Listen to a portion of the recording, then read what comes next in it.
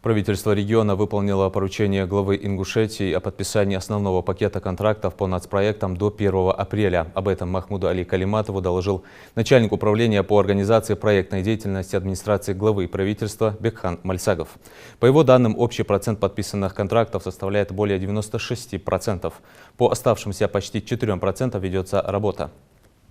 Миноборнауки, Минкультуры и Минспорта Ингушетии контрактацию исполнили на 100%, Минавтодор Ингушетии на 99%. Из 65 запланированных подписан 61 контракт. По благоустройству общественных территорий договоры подписаны всеми муниципальными образованиями.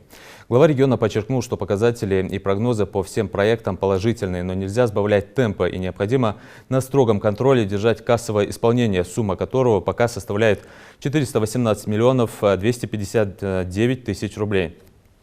Нацпроект «Безопасные и качественные автомобильные дороги» с кассовым исполнением 30%, при среднем значении по СКФО 23%. По России 13,8% идет с опережением.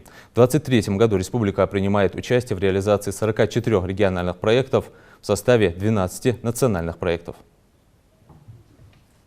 Общая сумма у нас 5 миллиардов 221 миллион. Из них федеральные средства 4 миллиарда 604 миллиона и республиканские 617 миллионов.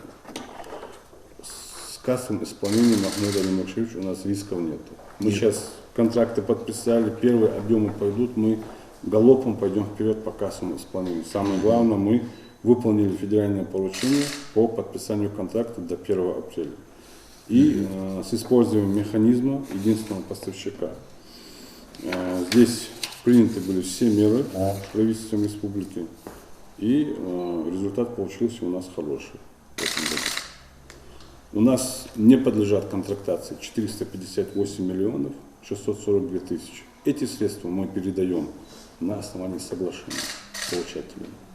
Мы их не контрактуем. То есть это министерством, комитетом, это они сами, это не надо, не контрактацию? Нет, не надо. Вот я вывел специально вот цветом, какие министерства мы серые, да? Да.